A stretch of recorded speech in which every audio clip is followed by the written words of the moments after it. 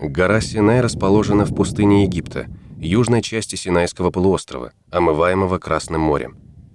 Это одна из наиболее высоких гор полуострова. Она возвышается на 2285 метров над уровнем моря. Гора Синай – это особое место. Именно там, по преданию, Бог явился пророку Моисею внутри объятого пламенем и несгораемого куста неопалимой купины.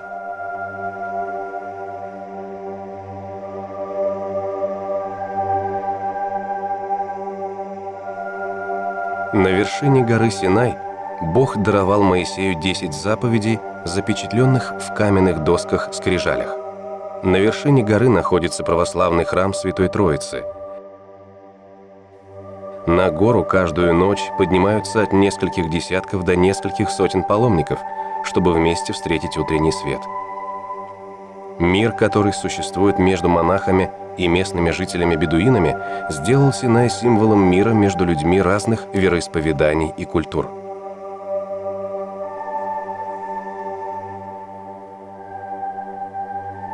Первые христиане пришли к подножию горы в III веке после Рождества Христова.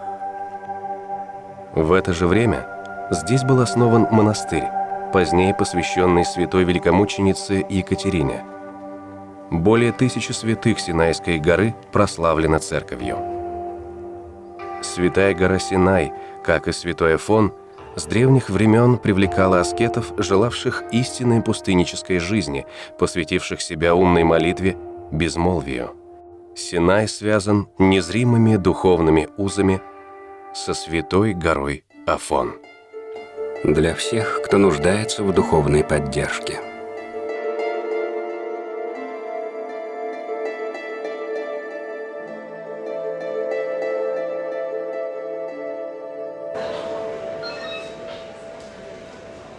Эта серия фильмов – результат послушания игумена Киприана афонскому старцу Евфимию, предложившему экранизировать житие старца Паисия Святогорца, написанное иеромонахом Исааком в 2004 году. Автор жития почил 16 июля 1998 года. Это его могила у Каливы Евфимия на Афоне. Также в этот фильм включены свидетельства многих людей, лично встречавшихся со старцем или живших рядом с ним. Вы услышите фрагменты текстов самого Паисия Святогорца и увидите места, где он жил. Теперь наш путь лежит через Синайскую пустыню, в монастырь святой великомученицы Екатерины. Здесь старец Паисий пребывал в 60-е годы прошлого века. Здесь, в Египте, часто неспокойно. Чтобы проехать к монастырю, нам пришлось миновать 14 блокпостов. Архиепископ Синайский Дамиан, наместник монастыря святой Екатерины, сказал: если вы благополучно доберетесь до нашего монастыря, я буду считать это великой милостью Божией и благословением старца Паисия на съемку. Иеромонах Исаак. Житие старца Паисия Святогорца. Глава 8. Пустынник на богошественной Синайской горе. 30 сентября 1962 года старец удалился на богошественную гору. Когда отец Паисий приехал на Синай, стояла сильная засуха. Природные условия тех мест таковы, что дождь идет крайне редко. Однако в год, когда приехал старец, недостаток воды чувствовался особенно остро. В монастыре готовили караван верблюдов, чтобы привезти воду издалека. Старец сказал: «Подождите, не отправляйтесь за водой сегодня». Всю ночь он молился.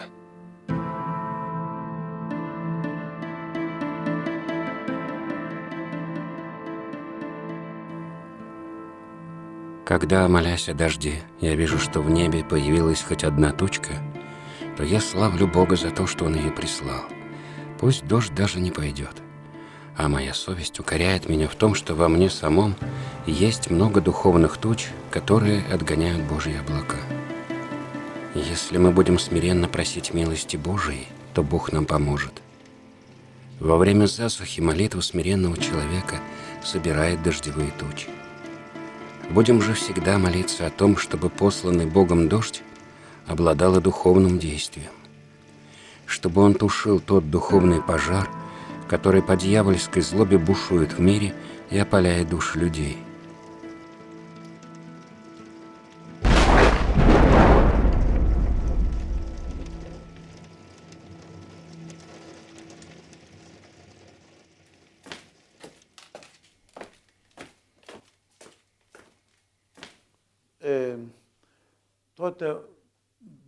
Разница в возрасте со старцем Паисием у нас была примерно в 9 лет.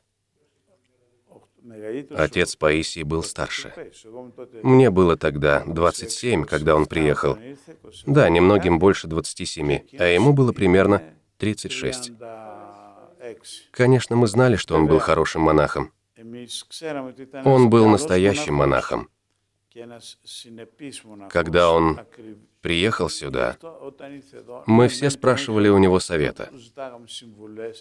Нас, монахов, тогда было мало, и у большинства из нас не было особого понимания монашеских устоев.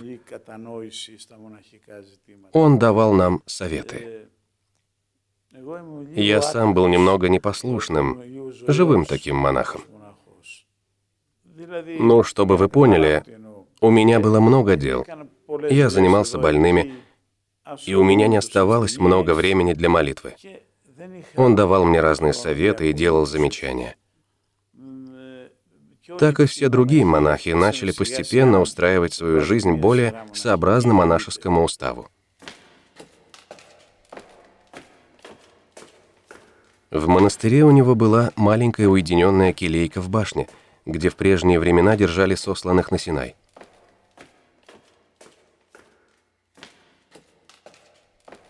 Вскоре мы узнали, что, войдя в свою келью, отец Паисий первым делом снял с кровати матрас и выкрутил электрическую лампочку, которая освещала комнату. Каждого, кто приходил к нему, старец принимал с большой любовью, обнимал их.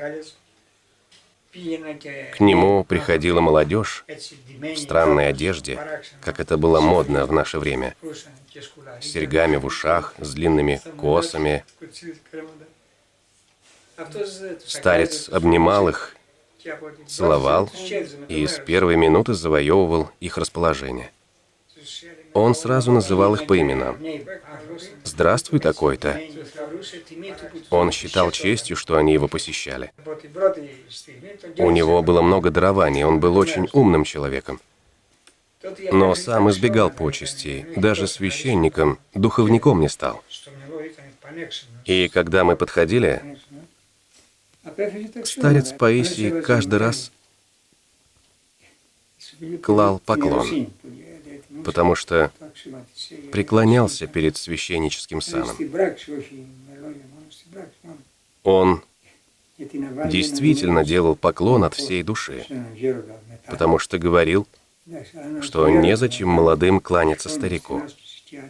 Это старик должен поклониться молодым.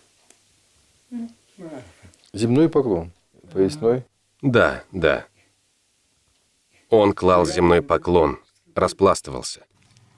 Если бы я был священником в миру, то никогда не мог бы закрыть дверей своего дома.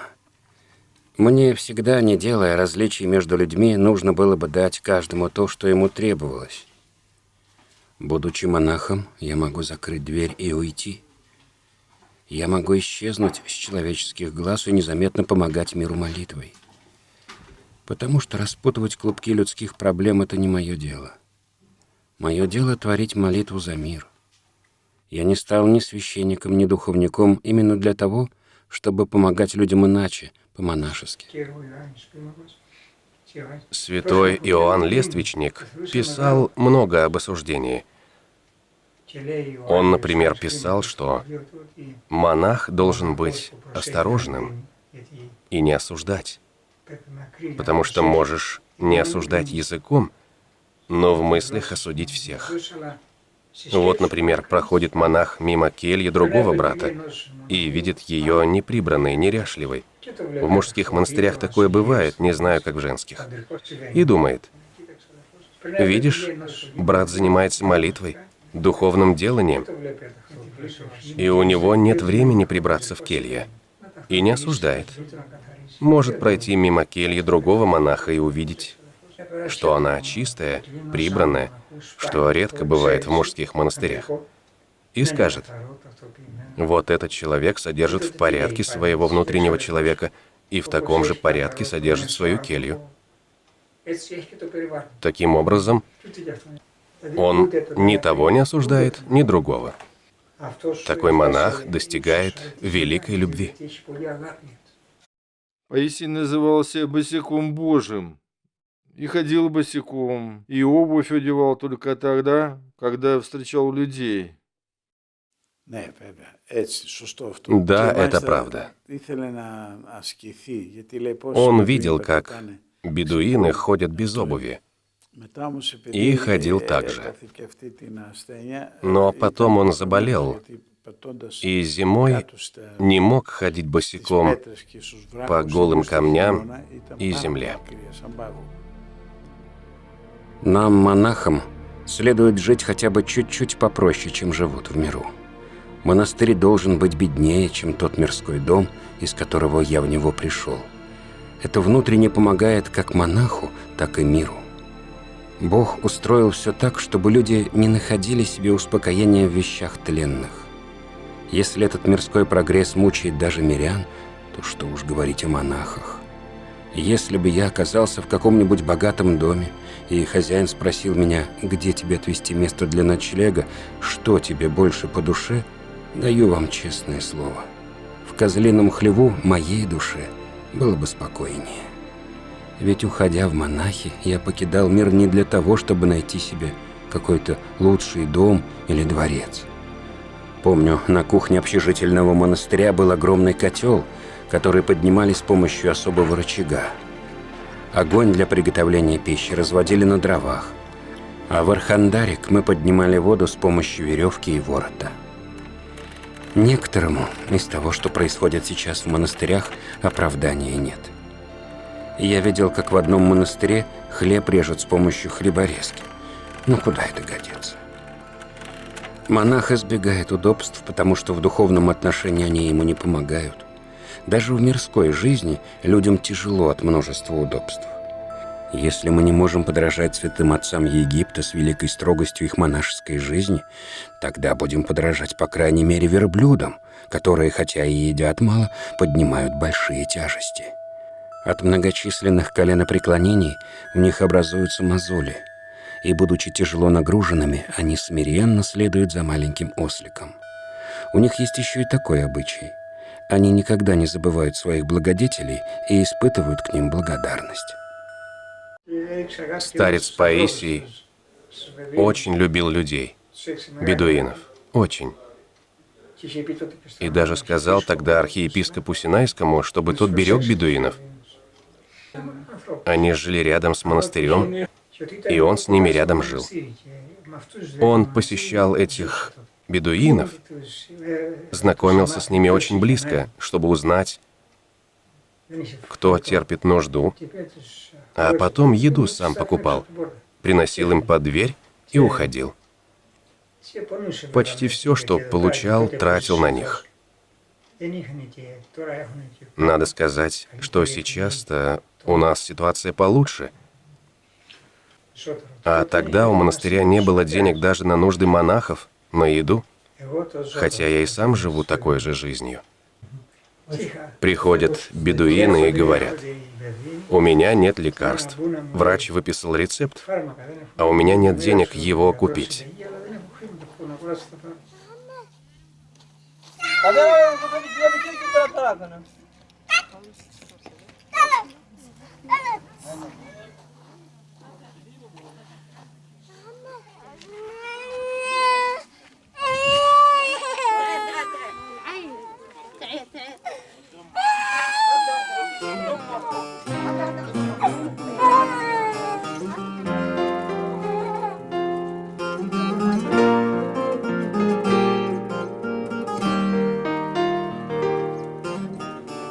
Помню, как на Синае дети бедуинов, которые не знали, что такое Евангелие, когда я им давал что-нибудь, то они делили это между собой, даже если я им давал совсем чуть-чуть.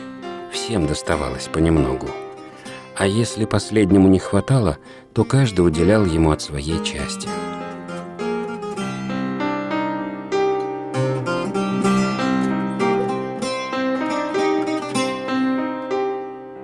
Ну, можно ли утверждать, что вот пример Паисия в отношении бедуинов повлиял на вас тоже, отец Павел?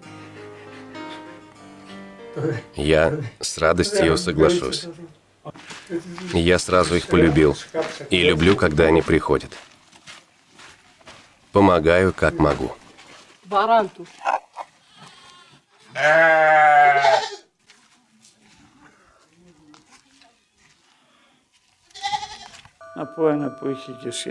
Я вам расскажу о непослушании. Был вечер, вот как сейчас. Все монахи собрались в Архандарике. И приехал тогда владыка Порфирий III. А хотя мы и вели какие-то духовные беседы, я еще немного, так сказать, шалил. Хотел произвести впечатление на бедуинов. И что же я делал? Ну, показывал какие-то фокусы, делал вид, что у меня исчезает ключ, нож. Играл так. Я такие штуки когда-то показывал знакомым ребятам, но решил здесь показать. Потом я объяснял, как это устроено. На следующий день я подошел к старцу Паисию, говорю: «Добрый день, старец, благослови». Тот смотрит на меня строго, говорит: «Что ты вчера вечером делал?» «Играл», говорю. А он мне: «Как тебе не стыдно? Вы же вели духовные беседы. Зачем тебе нужно было притворяться фокусником?» Это были очень простые люди. Они теперь будут думать, что ты маг. А ты должен был говорить с ними по-христиански. А теперь они будут путать фальшивое и настоящее чудо. Тогда я попросил у него прощения и обещал больше так не делать.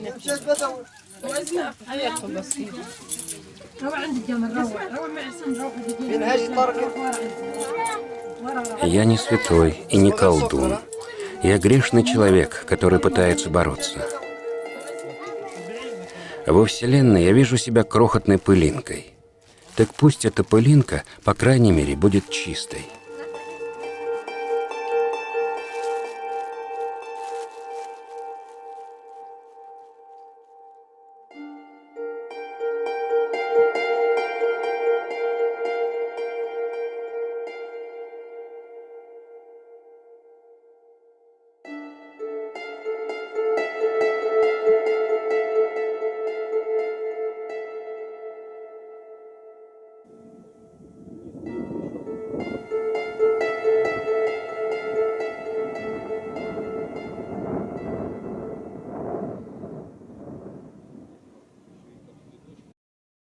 Вот Синайская пустыня.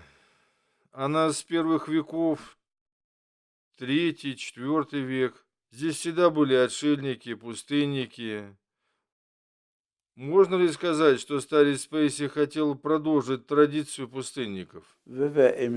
Конечно, мы любим пустынную жизнь.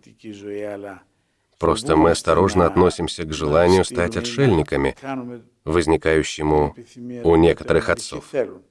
Но мы очень много об этом думаем и разрешаем на некоторое время некоторым отцам уединяться, а потом возвращаться. Хоть у меня неспокойный характер, но есть это желание, хотя я всегда бегал по делам туда-сюда и сейчас бегаю. Желание уйти все время присутствует.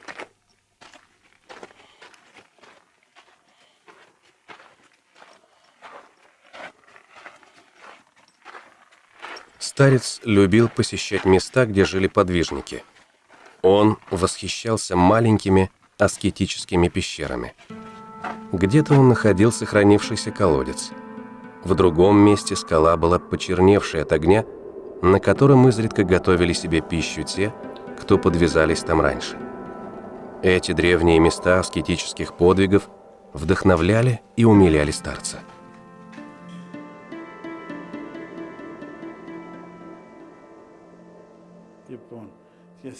Я помню, что тогда старец Никандр, он был в преклонном возрасте, простой человек, говорил ему: «Куда ты пойдешь? Туда? Ты туда пойдешь?» Он был благочинным в монастыре. «Да, — говорил Паисий, — Геранда благословите. Ах, дитя мое, ты туда идешь стать святым, но там ты простынешь. То есть замерзнешь. Тогда же зима была».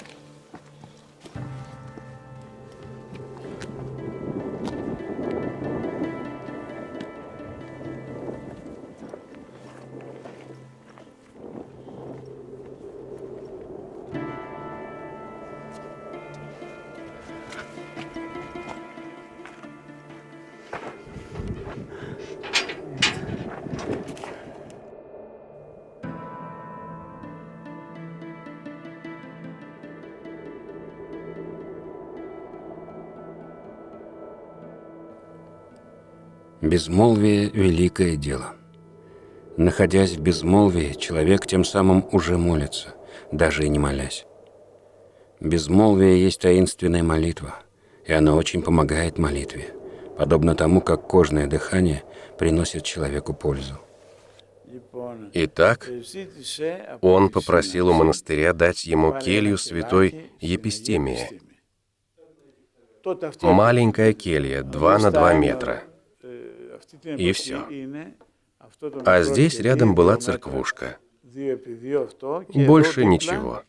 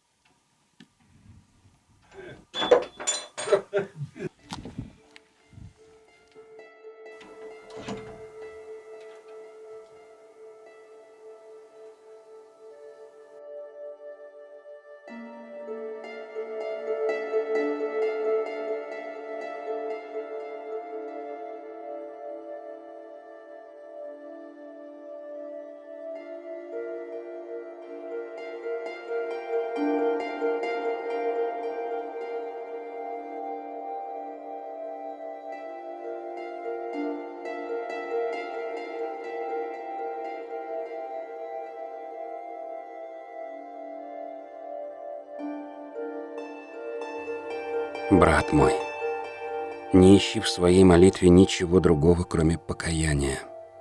Ни света, ни чудес, ни пророчеств и вообще никаких дарований, но только покаяние. Келья святой Епистемии, где мне предстояло поселиться, была уже давно заброшена, покинута людьми. Я ничего не просил у монастыря, не желая его обременять. Как-то мне принесли хлеб из монастыря, и я возвратил его обратно. Воды было совсем чуть-чуть. В одной пещере, примерно в 20 метрах от кельи, из расселины в скале по капле сочилась вода. Я сделал маленький водосборник и набирал по 3 литра воды за сутки.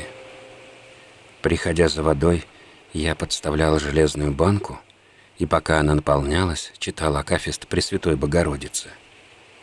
В отдельную баночку набирал немного водички для мышек и птичек, живших при моей келье. Для стирки и прочих нужд я использовал ту же воду из пещеры. Я славословил Бога за то, что у меня была вода. Чтобы нагреть воду, я собирал хворост и сухие веточки. Моей пищей был чай с сухарями, который я делал сам. Я раскатывал тонкий лист теста и высушивал его на солнце. Эти сухари были настолько жесткими, что разбивались, как стекло.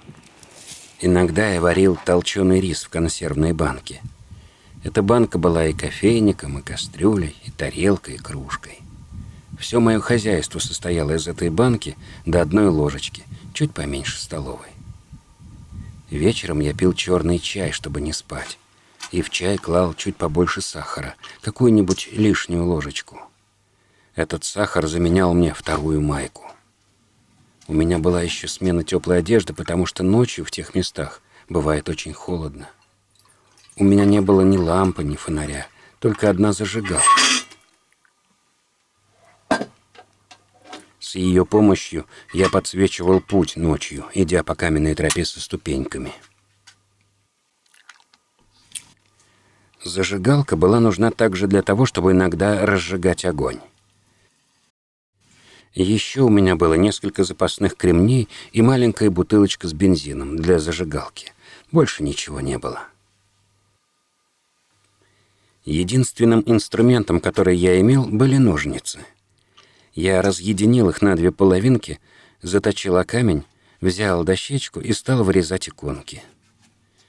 Не только не терпел лишений, но и бедуинчикам помогал.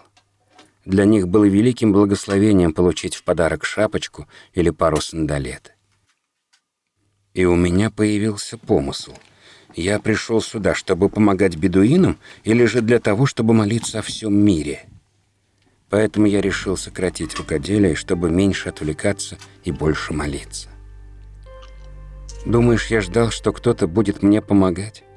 Откуда? Бедуинам самим нечего есть. Монастырь далеко, а с другой стороны начинались необитаемые места. Но в тот самый день, когда я ограничил работу, ко мне пришел один человек. Я тогда был возле кельи. Увидев меня, он сказал: «Вот, возьми 100 золотых. Будешь бедуинчикам помогать, и распорядку своему будешь следовать, и молиться». Если хочешь выйти на связь с Богом, чтобы Он услышал тебя во время молитвы, переключись на смирение, потому что Бог всегда работает на этой частоте, и смиренно проси Его милости. Когда в тебе разгорится божественная любовь, ты схватишься за микрофон твоей рации, как влюбленный, и не захочешь удаляться из своей кельи, даже если этого потребуют какие-то важные дела.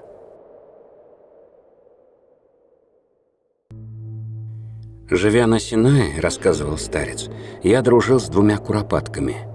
Это время было для меня временем расстройства и огорчений. Птицы прилетали посидеть со мной за компанию и меня утешить. Куда бы я ни шел, они, слыша мои шаги, прилетали и садились рядом. Когда я вырезал иконки, они усаживались мне на плечи. Однажды целую неделю я болел и не выходил из кельи. Выздоровев, я по обыкновению поднялся на вершину холма и стал звать птиц, чтобы их покормить. Птицы не появились. Я оставил им корм и ушел. На следующий день, когда я поднимался на вершину холма, птицы вылетели навстречу и стали летать вокруг меня, радостно хлопая крыльями. Корм они оставили нетронутым, но, увидев меня, они его съели. Дикие животные – это очень любочестные создания. У диких животных я нашел больше любочестия, чем у многих людей. Лучше дружить с животными, чем с людьми мира сего.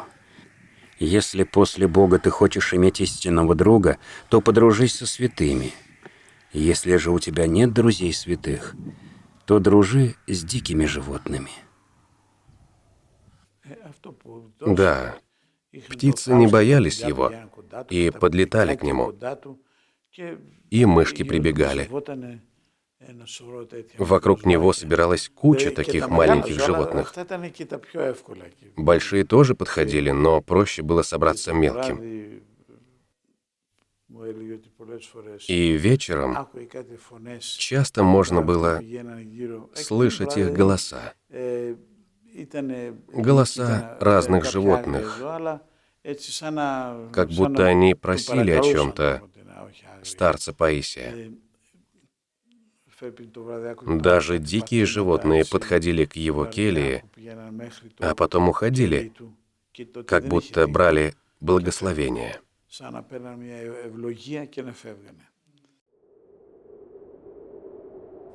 Пока Адам любил Бога и хранил Его заповедь, пребывал в раю Божием, и вокруг него было множество зверей, которых он ласкал с любовью, а те в ответ с благоговением лизали его, как своего господина. Когда Адам приступил заповедь Божью, то был изгнан из рая. Сейчас соблюдение заповеди вновь приближает человека к Богу в первое свое состояние, какое имел до падения. Тогда он живет невинно среди людей и бесстрашно среди зверей, которые издалека чувствуют невинность и любовь, вновь приближаются к человеку, признают его своим хозяином и перестают быть дикими, поскольку хозяин стал укрощенным.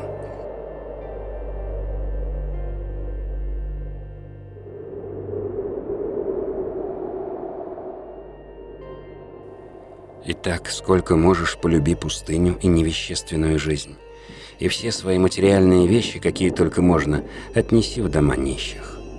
Насколько можешь, упрости свою жизнь, чтобы освободиться от мирского душевного беспокойства и чтобы твоя жизнь приобрела смысл.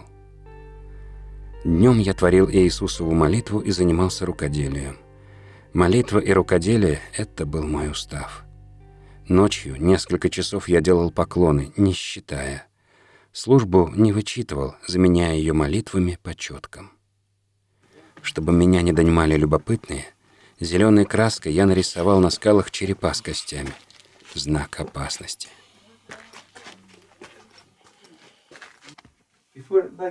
Вот досюда была стена. Здесь дверь начиналась. А вот здесь на камне было нарисовано. Вот здесь заканчивалась дверь, а здесь прямо над дверью было нарисовано. Нарисован был череп, кости. Ну, как напоминание, помня о смерти. Такие изображения есть у схимников.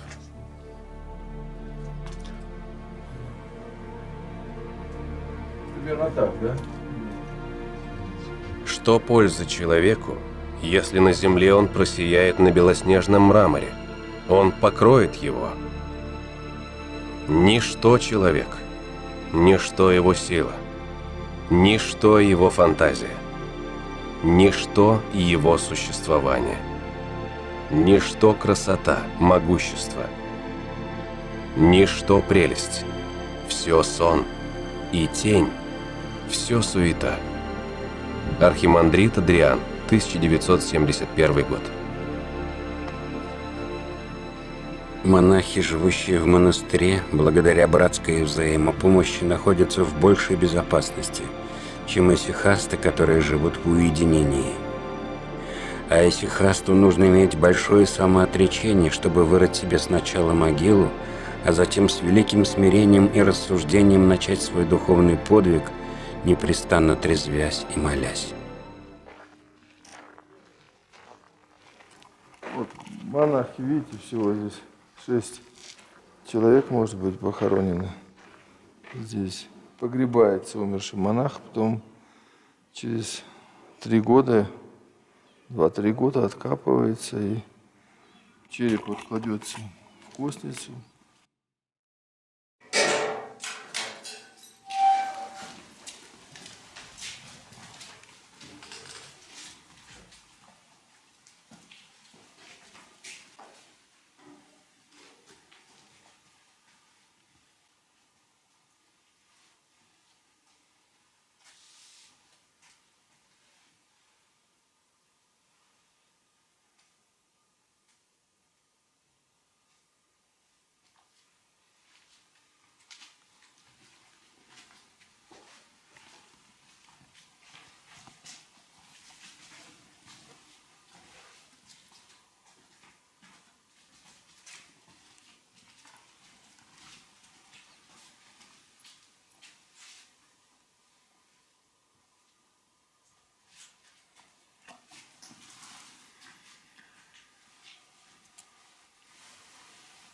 Святой Стефан,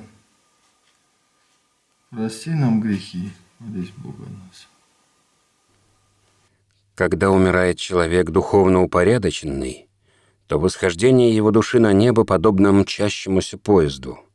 Бесы, словно гавкающие псы, несутся за поездом, захлебываясь лаем, пытаются забежать вперед, а поезд все мчится и мчится. Какой-нибудь шавка еще и пополам переедет.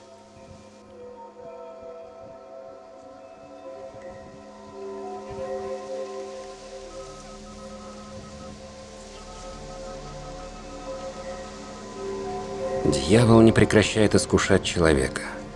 Но если человек не принимает вражеских внушений, тогда сердце его очищается. Его сердце превращается в купину неопальную. И чтобы потом не попало в сердце, все сгорает.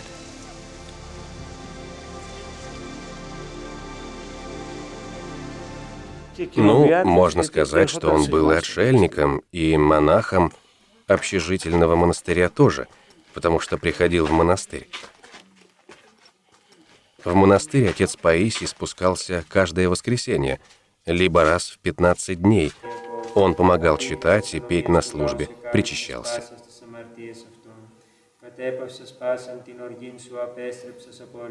Я спустился в монастырь, чтобы быть на божественной литургии. Причастившись, я особым образом почувствовал вкус божественного причащения. Это были тело и кровь Христова. Получив силы от этого знамения и глядя из монастыря на аскетирий, старец сказал дьяволу: «Если хочешь, приходи, вот теперь повоюем». Он рассказывал нам вещи, которые производили на нас очень большое впечатление о его войне с дьяволом.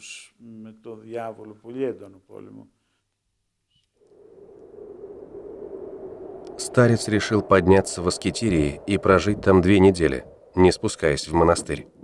Он сообщил об этом отцам и попросил, чтобы его не беспокоили.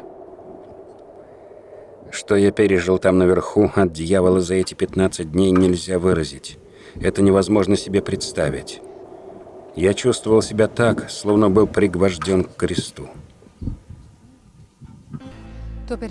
Этот случай произошел на Синае и записано точно со слов отца Паисия. Появился дьявол и говорит мне: «Ты упадешь вниз, и ничего с тобой не случится». Я молчу, там черная тень продолжала: «Прыгни вниз». «Прыгни вниз», — говорила мне. Я сделал вид, что ничего не слышу. В конце концов крикнул: «Смотри, я кину в тебя камень», и кинул камень вниз. «А ты самого Христа превзошел», — мне говорит. «Вот видишь, даже лучше, чем Христос рассудил». Христос был Богом, а не как я, шутом бестолковым, что зазевался сейчас на тебя. И тут же он исчез. Вот ведь какой он, дьявол. Ведь продолжает, не унимается. Почему в пустыне особо ожесточенная война с дьяволом? Вообще, здесь важны 2 мысли. Дьявол был проклят в пустыне, и он должен бежать в пустыню, где есть отшельники, пустынники, чтобы искушать их, потому что он знает, что они молятся за других, и по причине своего духовного состояния могут делать важные вещи, чудеса, спасать человеческие души, спасать и общество. Старец рассказывал: «Я видел дьявола, который делился со мной разными откровениями. Он называл поименно разных людей и говорил: и этот мой, и этот мой». Многое из того, что он сказал, было ложью. Однако случается, что он говорит и правду. Были у меня заводные часы, потом они сломались, и требовалось их все время покачивать. Упрекнул меня дьявол: «Что ты здесь делаешь, заблудший?» Вот так отчетливо. «Если бы жил ты в миру, то были бы у тебя сейчас дети, и ты бы их качал, заботился о них. Я взял часы. Был как раз напротив обрыв. Кидаю их туда. Когда я был еще в школе, камни я бросал лучше всех других детей. Взял я часы и кидаю их. Видели бы вы, что произошло. Берет их дьявол и несет, чтобы не разбились, как раз до самого обрыва. А затем они просто соскальзывают до самого низа. Спускаюсь вниз, слушаю. Шевелитесь?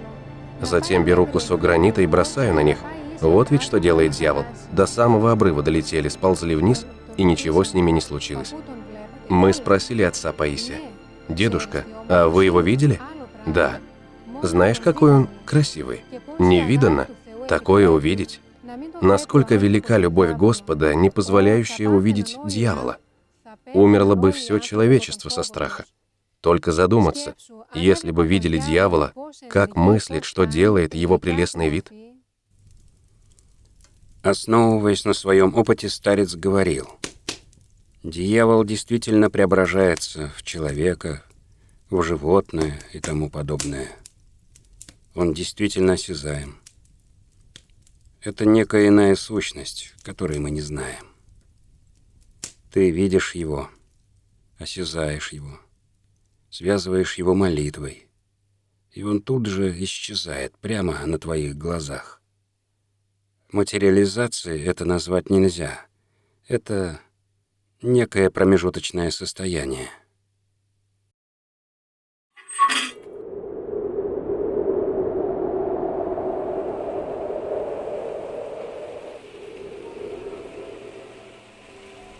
Однажды старец почувствовал необъяснимое утешение и очень сильную любовь к Пресвятой Богородице. Он удивился, не зная, что это значит, и почему его посетило такое утешение, и записал дату этого события. Позже он узнал, что в тот самый день скончалась его мать, которую он любил чрезвычайно, но оставил ради любви ко Христу и к Пресвятой Богородице. Этим утешением Матерь Божья словно говорила старцу: «Не расстраивайся, твоя мать – это я». Это было 6 октября 1963 года. «Приди, вселенные, и очистены от всякие скверны, и спаси, блаже души на». Господи, благослови.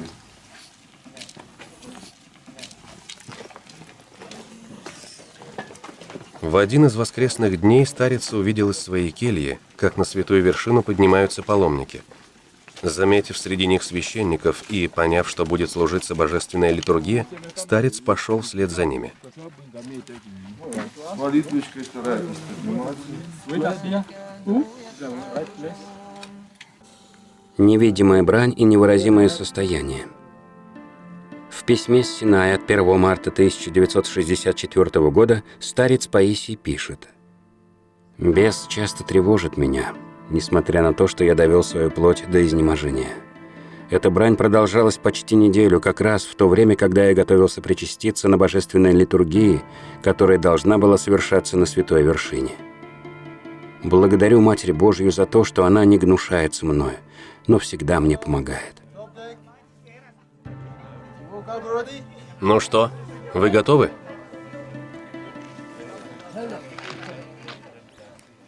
Мой друг, где-то минут 15 до рассвета или, может, немного больше.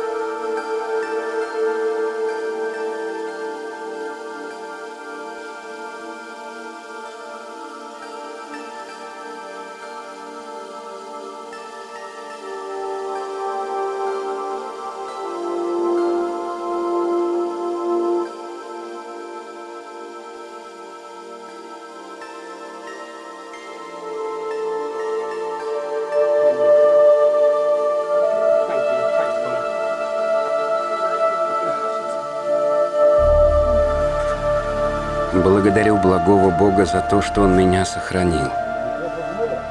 Брань была такой сильной. После этой борьбы благий Бог, поскольку Он меня уберег, удостоил меня причаститься на святой вершине. Весь тот день после причастия я испытывал такую радость, что не могу описать. Я рассыпался в прах от великой любви Божией и чувствовал Его присутствие близ себя. Поэтому враг дьявола вел против меня такую напряженную брань, желая лишить меня этого духовного радования, которое дало мне силы на долгое время. Синайский подвижник жил уже жизнью бесплотных ангелов. Его молитва была непрестанной, как и его дыхание. Она не прерывалась даже во сне.